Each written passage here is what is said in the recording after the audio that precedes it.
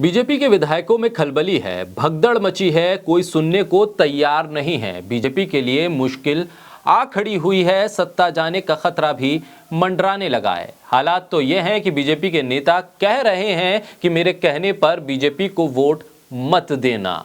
कोई कह रहा है कि मैं न कांग्रेस का विरोधी हूं और ना ही राहुल का विरोधी।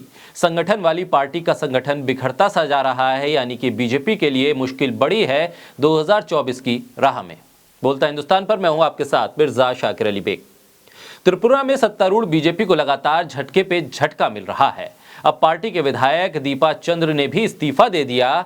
वो इस साल राज्य में गठबंधन को छोड़ने वाले 7वें और बीजेपी के 4थे विधायक बन गए। दीपा चंद्र धलाई के कर्मछेड़ा से आदिवासी विधायक हैं। ये वही विधायक हैं जो कांग्रेस के त्रिपुरा इकाई के प्रदेश अध्यक्ष भी थे, लेकिन साल 2018 में विधानसभा चुनाव से ठीक पहले कांग्रेस छोड़ बीजेपी में शामिल हो गए थे। दीपा चंद्र, आशीष कुमार साहा के अलावा सुदीप रॉय बर्मन और बुर्बू मोहन भी बीजेपी को अलविदा कह चुके हैं, पार्टी छोड़ चुके हैं। बीजेपी त्रिपुरा में Indigenous Peoples Front of Tripura के साथ मिलकर गठबंधन की सरकार चला रही है। ऐसे में मुश्किल के बादल तो गठबंधन की दूसरी पार्टी पर भी मंडरा रहे हैं। ऐसे में उनके विधायक भी उनसे छिटक रहे हैं।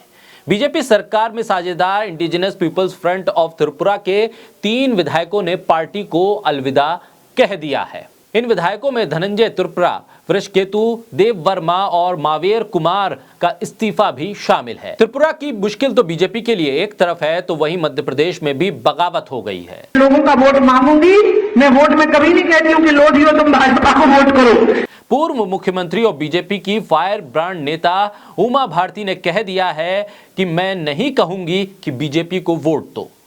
उमा भारती ने कहा कि मैं कभी नहीं कहती कि लोधियों तुम भारतीय जनता पार्टी को वोट करो। मैं आऊंगी, अपने उम्मीदवार के पक्ष में बोलूंगी, लेकिन आपको उसी उम्मीदवार के लिए वोट करना है जिसने आपका सम्मान किया हो, जिसने आपको उचित स्थान दिया हो। उमा भारती का दर्द भी झलका और वो बोल पड़ी कि मेरा फोटो साल भर कहीं नहीं दिखता है, जब वोट मांगने होते हैं तब मेरे फोटो का इस्तेमाल किया जाता है। राजस्थान में तो सीधी चुनौती प्रधानमंत्री मोदी को मिलती हुई दिख रही है। पूर्व राज्यसभा सांसद ओम माथुर ने कह दिया, जहां मैं खूंटा गाड़ देता हूं उसे मोदी भी नहीं हिला सकते।